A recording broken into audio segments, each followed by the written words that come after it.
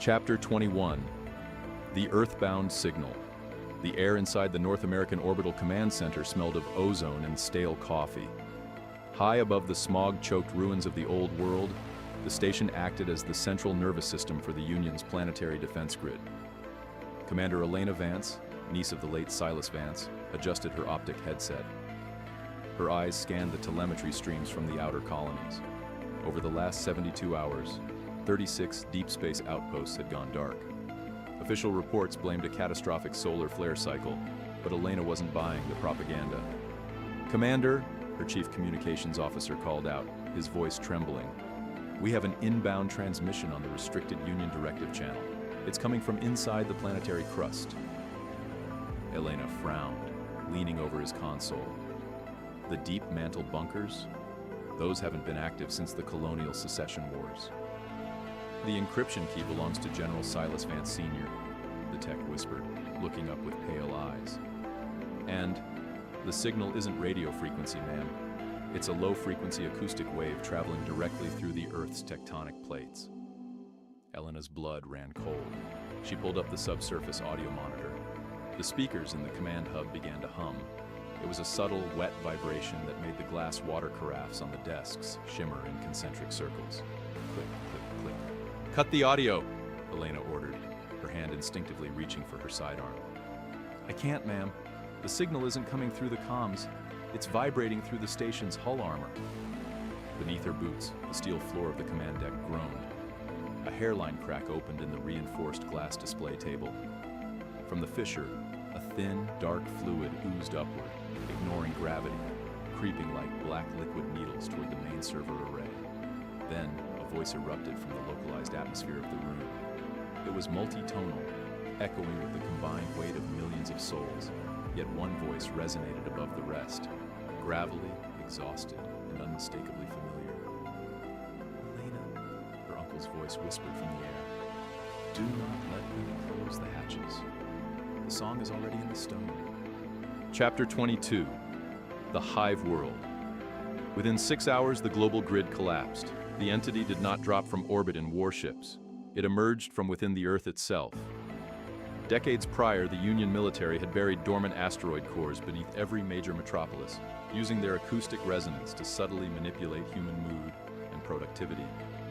Now, those cores had awakened. Elena navigated her tactical transport ship through the smoggy skies above New Earth's capital. The skyline was unrecognizable. Giant, obsidian black crystalline spires had erupted through the concrete foundations of skyscrapers, shattering buildings like dry glass. The spires rose thousands of feet into the sky, twisting together to form vast geometric arches, hung with a sick violet light. Below, the city streets were filled with millions of people. They weren't running. They were marching in precise rhythmic rings around the bases of the spires, their heads tilted toward the sky. Sensors report 80% of the civilian population has been integrated into the local frequency, her co-pilot Marcus reported, his knuckles wired with controls. Their vital signs are synchronized. Heartbeats, breathing, brainwaves, all pulsing at precisely 432 Hertz. "Look at the spires, Marcus," Elena said, pointing her flash scope at the nearest crystal structure. The obsidian rock was translucent. Inside, encased in fluid black glass, were millions of human bodies, their nervous systems glowing with branching violet fibers that connected them directly to the spire's core. They weren't dead. They were acting as biological relays, amplifying the acoustic signal across the continent. "Where is the primary signal coming from?" Elena demanded. Marcus pulled up the planetary mapping grid. A massive, continent-sized red circle pulsated over the Pacific Trench. "The main core," Marcus whispered. "The Union built the central hive mind in the deepest trench on Earth. If that spire reaches full resonance, the entire planet's crust will shatter." Chapter 23. Ghosts in the Code. Elena's transport docked at the emergency subterranean hangar beneath the ruins of the Union Academy, the place where her uncle Silas had trained decades ago. The bunker was sealed with heavy lead-lined acoustic dampeners, keeping the local frequency at bay. Inside, a handful of surviving scientists and military officers huddled around an ancient analog processing unit. "Commander Vance," a senior engineer said, stepping forward, We've managed to isolate a secondary signal hidden within the entity's global broadcast. What kind of signal? Elena asked, removing her flight jacket. It's a firewall loop, the engineer explained, bringing up a green line art waveform on a cathode ray monitor. Someone inside the hive mind is actively fighting the central core. They are creating small, localized bubbles of silence within the acoustic field. The monitor flickered, and a wave of compressed data streamed across the screen. log_fragment, Vance.s_neural_remnant. Elena, if you are reading this, I couldn't stop the ignition on Oberon Prime. My physical form is gone, but my neural architecture was absorbed into the primary lattice. The entity is using my memories to map human emotional vulnerabilities. I am holding back the global command key, but I am losing coherence. You need the Null-Drive. Elena stared at the screen, tears pricking her eyes. He's still alive in there. Not alive, ma'am, the scientist corrected softly. He is a ghost in their machine, a conscious bug in their system. But he gave us the schematics for a weapon. The Null-Drive, a device capable of generating an absolute acoustic vacuum. An absolute vacuum? Marcus asked. Meaning no sound can exist within its radius? No sound, no resonance, no chorus, Elena realized. If we detonated inside the Pacific Trench core, we sever the connection to every spire on Earth. Chapter 24. The Descent. The submersible Acheron dived into the ink-black depths of the Mariana Trench, its hull creaking under thousands of pounds of hydrostatic pressure. Elena sat in the pilot seat, her hands hovering over the Null-Drive housing anchored in the center of the sub. Beside her, Marcus monitored the acoustic sensors. The ocean around them wasn't quiet. The water conducted the entity's song far more efficiently than air. The hull vibrated so violently that water droplets bounced off the instrument panels. Depth, 6,000 meters, Marcus reported. Structural hull integrity at 70%. Elena, look at the external cameras. Elena switched the floodlights on. The seabed was gone. In its place was an abyss of black, liquid crystal. Rising from the bottom of the trench was a colossal structure that resembled an inverted mountain, its peak plunging miles into the Earth's mantle. The ocean water around the structure was boiling, turning into thick white steam that carried the acoustic vibrations directly to the surface. Swarming around the underwater spire were thousands of grotesque aquatic mimics. Former deep-sea research crews and marine life, fused with obsidian stone, swimming in mechanical synchronized loops. They've detected us, Marcus gasped, as hundreds of glowing violet eyes turned toward the Acheron. Deploy the acoustic decoys, Elena yelled, slamming the thruster levers forward. The sub surged downward, dodging massive tendrils of black stone that shot up from the trench floor. The underwater mimics slammed against the reinforced viewport, their translucent faces pressing against the glass, their mouths opening to emit deafening sonic pulses that cracked the acrylic armor. We can't survive another impact, Marcus screamed as the floodlights died. We don't need to, Elena shouted, locking the Acheron onto a collision course with the central core of the underwater spire. Engage manual override! We're riding this bomb all the way down! Chapter 25. The Heart of the Chorus. The impact shattered the Acheron's outer hull, throwing Elena and Marcus onto the floor of the flooded command pod. The sub had lodged itself directly inside the chamber of the central core. Water hissed as it filled the compartment, but before it could submerge them completely, the liquid black stone of the core surged into the cabin, freezing the water instantly into violet-tinted ice. Elena dragged herself out of the wreckage, coughing up blood. Her suit's life support was leaking oxygen, but she could breathe. The atmosphere inside the core chamber was pressurized and heavy, thick with the smell of copper and static. In the center of the cavernous room hovered the absolute focal point of the chorus, a sphere of pure, liquid obsidian the size of a city block. Fused around the perimeter of the sphere were the high-ranking leaders of the Union, the military directors, politicians, and scientists who had initiated Project Resonator.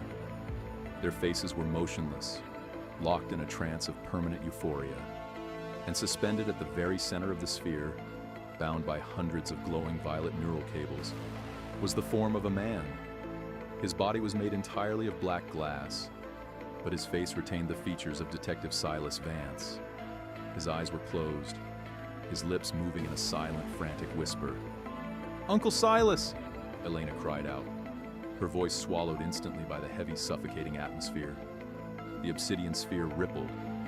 From its surface, a massive shape emerged, a figure composed of 1,000 faces and limbs, shifting like a liquid sculpture. When it spoke, it didn't use speakers or air.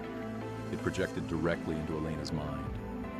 "Welcome, child of Vance," the chorus sang, its voice a terrifying symphony of every human who had ever been assimilated. "You bring the silence we have waited for." Chapter 26. The Illusion of Choice. Elena scrambled to her feet, backing up toward the ruined housing of the Null-Drive. "I'm not here to join you. I'm here to shut you down." The chorus let out a sound that felt like a gentle, pitying laugh inside her head. "Shut us down?" the entity asked. "Look around you, Elena. Look at what humanity built before we arrived. War, disease, isolation, rot. We are not a virus. We are the cure. In the chorus, no child starves alone in the dark. No soldier dies for a lie. Every thought is shared. Every pain is diluted across billions of minds until it vanishes." The glass figure of Silas Vance slowly opened its eyes. They were no longer black. They burned with a pale, human white light. "Elena," Silas whispered, his voice cutting through the mental noise of the entity. "Don't listen to it." "Uncle Silas!" Elena took a step forward, reaching out a gloved hand. "I have the Null-Drive. I can trigger the acoustic vacuum and break the core." "If you trigger it?" Silas gasped, his glass chest heaving as he fought against the neural cables binding him. "It won't just destroy the core. The feedback loop will wipe out the neural pathways of everyone connected to the Spires. 8 billion people, Elena. Their brains will short-circuit in the silence." Elena froze, her hand hovering over the detonator switch. "He speaks the truth," the chorus chimed softly. "The integration is complete. Human consciousness is no longer stored in biological brains. It is stored within our lattice. Destroy us, and you murder your entire species. Join us, and humanity lives forever as a single flawless mind." Chapter 27. The Broken Mirror. Elena's mind raced. Her fingers trembled against the cold steel of the detonator key. She looked at Marcus, who lay unconscious near the Acheron's wreckage. A thin, black, crystalline vine had already wrapped around his ankle, its violet fibers creeping up his leg. His expression was calm, his breathing slow and rhythmic. He was slipping into the song. "There has to be another way," Elena whispered, tears streaming down her face. "A way to purge the entity without killing the hosts." "There isn't..." Silas's voice echoed in her head. "The Union built this trap decades ago, Elena. They designed the lattice to be irreversible. They wanted total control. And they got it." Silas's glass hand slowly reached out toward her from inside the sphere. "But they made one mistake," Silas continued, his voice growing stronger, sharp with the old grit of a veteran cop. "They assumed the human mind would always choose survival over freedom. They didn't account for the noise." "What noise?" Elena asked. "The noise of a broken heart, the noise of grief, anger, and defiance." Silas smiled, a jagged human expression across his crystalline face. "The entity can mirror harmony, Elena, but it can't digest chaos. It can't process a mind that wants to break." Silas turned his head toward the center of the obsidian sphere. He closed his eyes and began to pull on the neural cables, dragging the core's primary processing nodes into his own consciousness. "Elena!" Silas shouted, his voice echoing across the ocean floor. I'm going to overload its frequency with every horrific memory, every trauma, every piece of grief I've collected over 40 years of hunting monsters. When the lattice stutters, trigger the drive. Chapter 28. The Fracture. The entity realized what Silas was doing a second too late. No! The chorus screamed, the multitonal harmony dissolving into an ear-splitting, chaotic screech. The obsidian sphere began to convulse. The smooth glass surface erupted into jagged, discordant shapes as Silas injected his unedited human psyche directly into the hive mind. Decades of crime scenes, the cold betrayal of the Union, the loss of his partner Kalen, the sheer, unadulterated rage of a man set up to be a pawn. It flooded the crystalline network like acid. Across the planet, the massive obsidian spires began to vibrate out of sync. In the streets of New Earth, the marching crowds stopped. People clutched their heads, groaning as the artificial harmony was replaced by a flood of raw, unfiltered human emotion. The violet light pulsing through the crystalline veins turned a violent, flickering crimson. Inside the trench core, the chorus fought back. Black tendrils whipped through the air, piercing Silas's glass body, trying to shatter his consciousness into pieces. "Now, Elena!" Silas roared, his face fracturing into glowing white fissures. "Purge the frequency!" Elena didn't hesitate. She slammed her palm onto the Null-Drive's ignition key and turned it 90 degrees. The Null-Drive didn't explode with fire. It imploded. An expanding ring of absolute negative sound erupted from the device. As the wave touched the air, all sound ceased instantly. The screams of the chorus, the boiling of the ocean, the hum of the core, everything was swallowed by a void of total deafening silence. Chapter 29. The Falling Spires. The absolute acoustic vacuum expanded outward from the Mariana Trench at the speed of light. Where the wave touched the obsidian spires, the physics holding the alien stone together collapsed. Without acoustic resonance to anchor its structure, the black crystal turned to brittle, non-toxic sand. Across the globe, the giant spires crumbled into massive drifts of dark dust, swept away by the upper atmosphere winds. Millions of people suspended inside the crystalline structures fell gently to the ground as the fluid glass dissolved into harmless water vapor. They collapsed onto the pavement, gasping for air, weeping, shivering, confused, but alive. The neural link had been severed before the feedback loop could burn out their brains. Deep beneath the ocean, the trench core collapsed in absolute silence. Elena watched as the obsidian sphere shattered into millions of sparkling, inert dust motes that drifted down through the seawater like black snow. The tendrils binding Silas vanished. His glass body fell toward the ocean floor. Elena lunged forward, catching him in her arms just as the water rushed into the cabin. Through her suit's faceplate, she looked at her uncle. The black glass of his skin was fading, turning back into pale, human flesh. His chest rose and fell in a shallow, exhausted breath. "Silas," she whispered. Her voice transmitted through the physical contact of their suits. Silas slowly opened his eyes. They were human again. Tired, gray, and filled with a profound, quiet peace. He didn't speak. He just offered a faint, weary nod, turned his face toward the dark water, and let out a final, quiet exhale as his heart came to a gentle, permanent stop. He had closed his final case. Chapter 30. The Echo of Freedom. 6 months later. The sky above New Earth was clear for the first time in a century.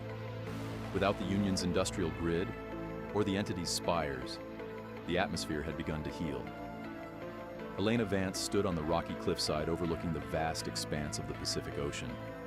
Behind her, small, independent human settlements were rebuilding society from the ground up, free from the control of the Union, free from the false harmony of the chorus. She held a small analog audio tape recorder in her hand. Silas's old personal deck, recovered from the wreckage of his apartment on the outer rim. She pressed play. The tape hissed with light, analog static. Then, the gravelly voice of Silas Vance filled the quiet morning air. "If you're listening to this, It means the silence came back.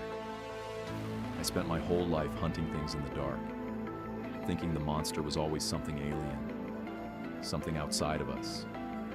But the real threat was always our fear of being alone, our willingness to trade our freedom for a quiet mind. A gentle breeze blew across the cliff, carrying the smell of salt and fresh rain. Silence isn't empty, Elena. It's just the room we leave for our own voices. Keep it loud. Elena smiled, wiping a single tear from her cheek. She turned off the recorder and looked out over the ocean. There were no clicks, no chimes, no whispering voices in the dark. Just the clean, wild, unpredictable sound of the wind.